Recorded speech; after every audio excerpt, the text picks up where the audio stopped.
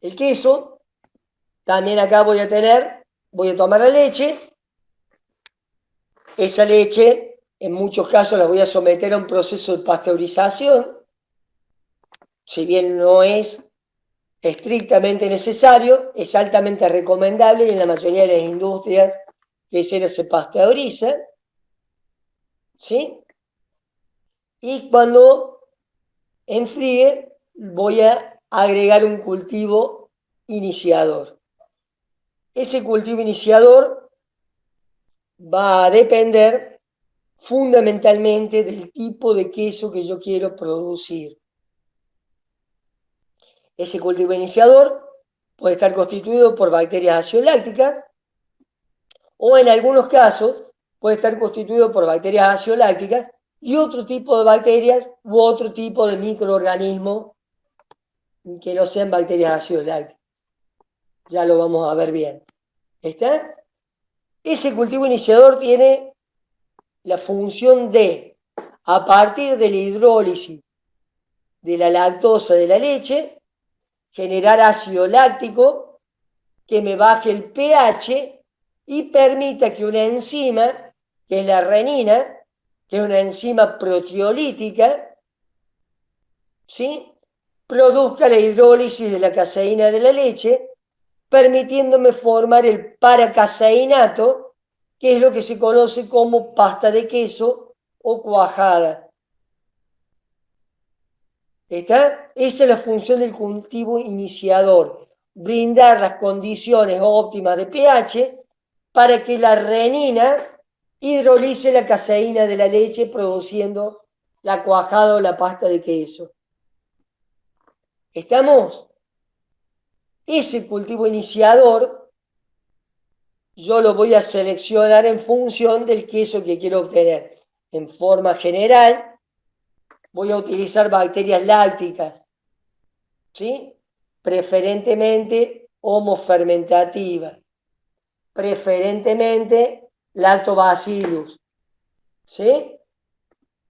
Y puedo usar un cultivo iniciador de cepa única o un cultivo iniciador de definido múltiple, o sea, dos cepas de una misma especie. ¿Estamos?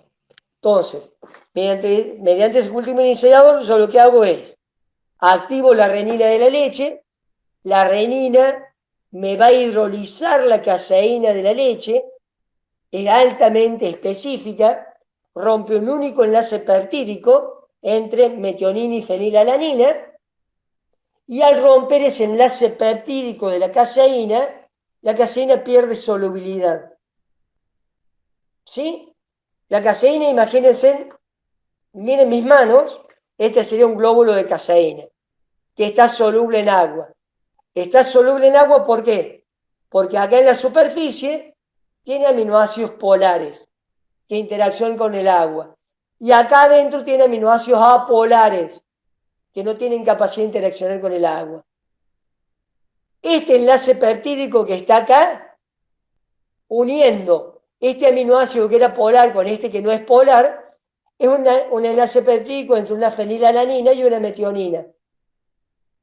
La renina viene y rompe ese enlace peptídico, separando esos aminoácidos polares del resto. Esos aminoácidos polares quedan en solución en el agua de la leche. ¿Sí? Estos aminoácidos no polares no tienen capacidad de hacer puentes de hidrógeno, ni interacciones electrostáticas con el agua de la leche. Por lo tanto, precipitan.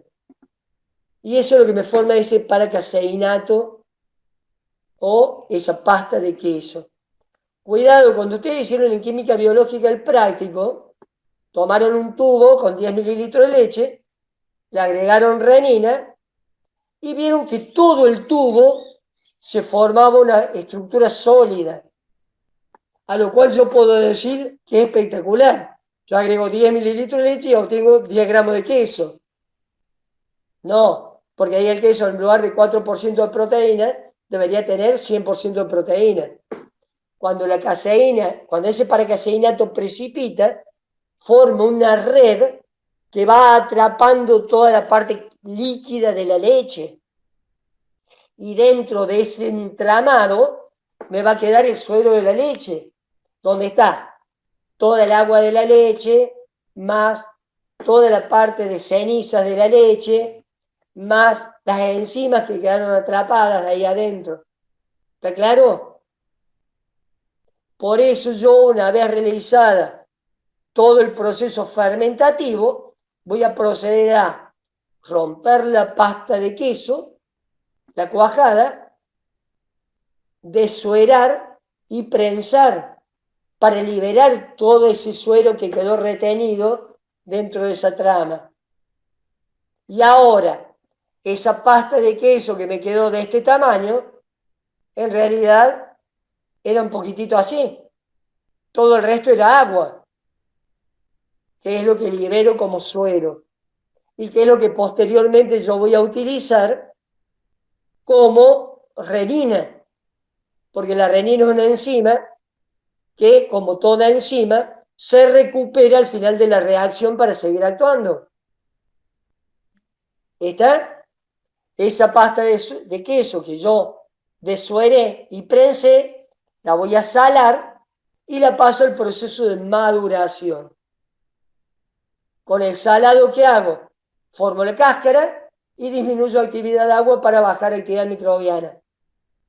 Y con la maduración, colocándola en cámaras especiales, en condiciones de temperatura y humedad relativa controladas, ¿sí? Voy a lograr obtener los distintos tipos de queso. Donde ahora va a ser importante cuál fue el cultivo iniciador que yo utilicé. Si eran solamente bacterias lácticas o era algún otro tipo de bacteria o microorganismo además de bacterias lácticas que me van a participar en la etapa de maduración. ¿Está claro? Por ejemplo, si yo quiero hacer un queso suizo, mi cultivo iniciador va a estar formado por bacterias ácido lácticas y propios bacterios. ¿Sí? Bacterias que ¿qué van a hacer? Van a aprovechar el ácido láctico generado por las bacterias lácticas y a partir de ese ácido láctico van a hacer dióxido de carbono, etanol y ácido propiónico. Ese ácido propiónico es el que le va a dar el sabor característico a los quesos suizos, ese sabor dulce que tienen. Pero esa bacteria yo la tuve que incorporar dentro del cultivo iniciador y me va a actuar en la etapa de maduración. ¿Estamos? O lo que habíamos hablado en el caso de los quesos azules, yo al cultivo iniciador le voy a agregar Penicillium roqueforti, que en los ojos de los quesos dejados por las bacterias lácticas heterofermentativas, se me va a desarrollar Penicillium roqueforti y por medio de mecanismos de actividad proteolítica y lipolítica va a liberar precursores que van a modificar las características sensoriales u organolépticas del producto y además me va a dar el color azul característico del queso. ¿Estamos? ¿Está, chicos? Sí, profe. Esos quesos yo los voy a clasificar en función a la maduración y a la textura. De acuerdo a la maduración, va a ser si requieren o no maduración y quién es el agente responsable de la maduración, que es lo que hablábamos recién. Voy a tener quesos sin maduración, como por ejemplo el mozzarella. Voy a tener quesos madurados por bacterias, como los que mencionamos anteriormente, los quesos suizos. Y quesos madurados por hongos, como el queso azul. Y de acuerdo a la textura y contenido de humedad, los voy a clasificar en queso de pasta blanda, queso de pasta semidura y queso de pasta dura. Queso de pasta blanda se caracteriza por no tener maduración o el periodo de maduración es muy cortito. Por ejemplo, el mozzarella, y acá podemos incluir los quesos crema, por ejemplo, el queso que se utiliza para hacer el tiramisú. ¿Sí? Quesos semiduros son madurados tanto por bacterias como por hongos y el periodo de maduración es relativamente largo, puede madurar de un mes a un año, a 12 meses.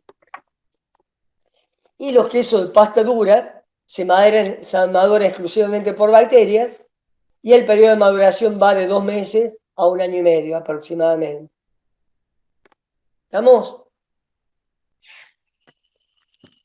Bien. ¿Dudas? No, profe. Cuando quieren parar me avisan porque creo que vamos por el 10% del tema. Productos cárnicos. En la industria cárnica el uso de cultivos iniciadores es muy importante y muy utilizado. ¿Por qué? Porque si bien la carne en su superficie tiene normalmente bacterias lácticas que van a participar en la conservación del producto, la velocidad con que se desarrollen las bacterias lácticas de la superficie de la carne puede ser muy lenta y no impedir el desarrollo de microorganismos alterantes. Además de que tampoco voy a conocer cuáles son las bacterias lácticas que me están actuando y cómo van a actuar. Por eso, al utilizar un cultivo iniciador en un producto cárnico, yo lo que voy a hacer es homogeneizar el proceso de fabricación y homogeneizar la calidad del producto. Y asegurarme en ambos casos una adecuada conservación por la gran cantidad de bacterias lácticas que yo voy a adicionar al producto a generar. ¿Está? Por eso les puse ahí que el agregado de un cultivo iniciador lo que va a hacer es controlar el metabolismo microbiano, logrando una estabilidad y un más bajo riesgo sanitario. Ese bajo riesgo sanitario se va a lograr mediante el descenso de pH por formación de ácido láctico principalmente, mediante disminución de actividad de agua, por el agregado que yo voy a hacer de sales o solutos al producto, mediante la adición de nitritos y nitratos que voy a hacer al producto, que en muchos casos lo voy a agregar como mejoradores de color, pero que también tienen actividad antimicrobiana, y mediante el uso de especias, que muchas de las especias utilizadas se sabe que son controladores microbianos. Por ejemplo, aceites esenciales. Yo puedo agregar orégano, puedo agregar romero, puedo agregar laurel, que son altamente antimicrobianos. ¿Está? Entonces, todo eso me va a asegurar el bajo riesgo sanitario del producto. ¿Y por qué en la mayoría de los productos cárnicos necesito un bajo riesgo sanitario? ¿Por qué se les ocurre que puede ser? ¿Y a qué tipo a qué tipo de productos cárnicos estoy haciendo referencia fundamentalmente? A los crudos curados. A los crudos curados, a aquellos que no los voy a someter a un tratamiento térmico para controlar la carga microbiana. ¿Está? Son aquellos que el productor los elabora y yo los consumo normalmente sin cocción, como puede ser un jamón, una bondiola, un salame. ¿Estamos? Porque los que voy a someter a un proceso de cocción no hay problema. Voy a estar controlando la carga microbiana por medio de la cocción. Entonces, dentro de los productos cárnicos nos vamos a detener en lo que son embutidos, que serían esos productos cárnicos fermentados curados, y que son aquellos que no van a ser sometidos a un tratamiento térmico para la eliminación de microorganismos. ¿Qué es un embutido? Un embutido es simplemente un conjunto de carne y grasa picados, preferentemente de origen porcino, al cual le voy a agregar sales, agentes de curado, azúcares, especies y aditivos autorizados. Todo eso voy a hacer una mezcla homogénea que la voy a embutir dentro de una tripa, que puede ser natural o artificial, de tamaño variable, de acuerdo al tipo de embutido que yo quiera realizar. ¿Está claro? Eso es un embutido. Simplemente. Precisamente por eso yo me tengo que asegurar la calidad de ese producto. Porque ese producto yo se lo voy a llevar a un consumidor para que lo consuma sin cocinarlo.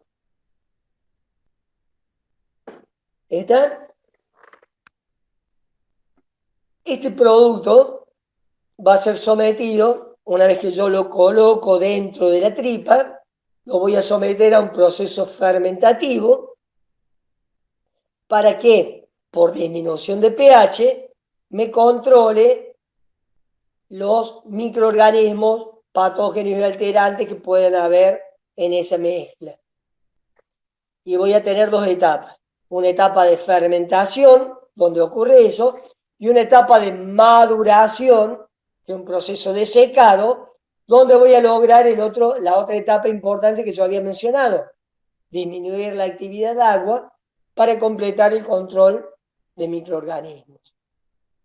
Vamos a ver lo que nos interesa fundamentalmente, que es la etapa de fermentación.